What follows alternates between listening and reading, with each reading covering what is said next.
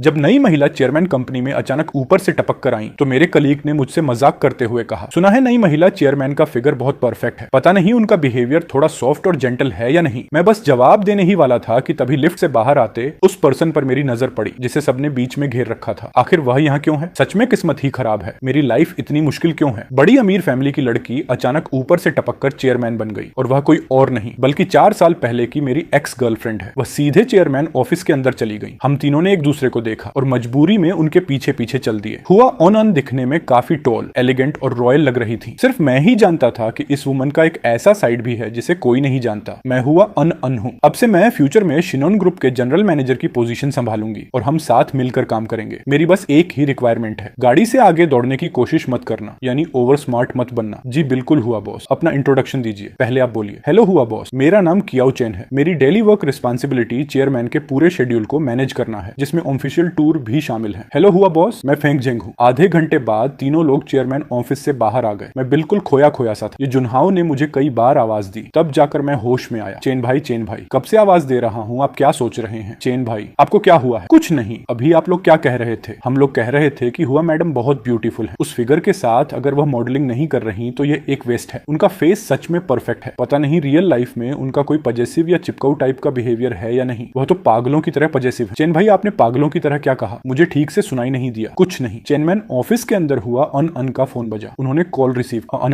क्या तुम देश वापस आ गई हो? हाँ। क्या मैं वापस नहीं आ सकती? ऐसा नहीं है कि तुम नहीं आ सकती, बस मैं यह सोच रहा हूँ कि तुम शिनोन ग्रुप में क्यों गई। क्या तुम्हें पता है कि कियो चेन भी वही है? शिनोन, मुझसे बात मत करो। मैं इस नाम के किसी पर्सन को नहीं जानती। बस अपनी बात पर अड़ी रहो। कहती हो कि इस नाम को नहीं जानती, तो फिर तुम्हारे शोल्डर के पीछे जो वालिस फ्लावर और लिटिल लैंप का टैटू है उसका क्या? तुम इसे कैसे एक्सप्लेन करोगी? मुझे आपको कुछ भी एक्सप्लेन करने की जरूरत नहीं है। अगर कोई काम नहीं है तो फोन रखो, मैं काम कर रही हूँ। वालिस वह फ्लावर है जो चेन भाई को पसंद है और लिटिल लैंप इसलिए क्योंकि चेन भाई का जोडिएक साइन एरीज है। वर्किंग रूम में मैं डेस्क पर सिर रखकर खोया हुआ था। हुआ अन काफी टाइम बाद मिले। 4 साल हो गए हैं। शायद उनका कोई बॉयफ्रेंड होगा। नहीं, शायद उनकी शादी भी हो चुकी होगी। चेन भाई, क्या हुआ? क्या बात? कुछ प्रॉब्लम हुई क्या? अरे कुछ नहीं, कल रात में देर तक जागा था इसलिए थोड़ा टायर्ड हूँ। मुझसे कोई काम था क्या? एचआर मैनेजर ने अभी एक नोटिस भेजा है। उन्होंने कहा कि फिलहाल कोई सूटेबल असिस्टेंट नहीं मिल रहा है, इसलिए वह हम में से ही किसी को टेम्परेरी असिस्टेंट की पोस्ट देना चाहते हैं। सैलरी भी बढ़ेगी। तो फिर हम में से कौन जा रहा है? मैं तो नहीं जा रहा, आप लोग ही जाओ। मुझे पैसों की उतनी जरूरत नहीं है। फेंग जेंग को पैसों की कमी है। वह और उनकी गर्लफ्रेंड इन दिनों शादी के बाद रहने के लिए एक नया घर खरीदने का प्लान कर रहे हैं। लेकिन चेन भाई, कैपेबिलिटी के मामले में हम तीनों में से आप ही सबसे बेस्ट हो। पुराने बॉस की नजरों में तो आप आधे असिस्टेंट बन ही चुके थे। हुआ बॉस थोड़ी स्ट्रिक्ट और एंग्री लगती है, मुझे डर लगता है। सीढ़ियों से नीचे उतर रही वह वुमन अचानक रुक गई। क्या मैं स्ट्रिक्ट हूँ? क्या कियाओ चेन मुझसे डरता है? ऐसा भी नहीं है। भले ही हुआ बॉस थोड़ी कोल्ड दिखती है, लेकिन उतनी स्ट्रिक्ट भी नहीं है। ऊपर से वह इतनी ब्यूटीफुल है। पता नहीं उनका बॉयफ्रेंड उनके उस परफेक्ट फेस को देखकर खुद को कैसे कंट्रोल करता होगा। चेन भाई, आप अचानक ऐसे क्यों खांसने लगे? आप ठीक तो हो ना? बॉयफ्रेंड कैसा? शायद हस्बैंड कहो। वैसे भी 4 साल पहले बॉस का एक मंगेतर था। ऐसा नहीं हो सकता कि अभी तक शादी ना हुई हो। और तो और मैंने खुद उन्हें उस पर्सन की तरफ देखकर मुस्कुराते हुए देखा था। फेंग जेंग ने अचानक आगे बढ़कर मेरा मुंह बंद कर दिया। चेन भाई, ये देखो, एचआर मैनेजर ने हमें एक मैसेज भेजा है। पता चला है कि हुआ बॉस ने भी उसी बिजनेस यूनिवर्सिटी से पढ़ाई की है जहां से हमने की, लेकिन बॉस फाइनेंस डिपार्टमेंट से थी। उन्हें देखकर पक्का लगता है कि वह कॉलेज की टॉपर ब्यूटी रही होंगी। आप एक ही कॉलेज में थे, क्या आप बॉस को नहीं जानते? तुमने खुद ही कहा कि वह कॉलेज ब्यूटी थी और मेरा फेस तो बिल्कुल ऑर्डिनरी है। मैं भला किसी कॉलेज ब्यूटी से कैसे मिल सकता हूँ? कभी नहीं मिल पाया। गलती भी खुद की है और फिर भी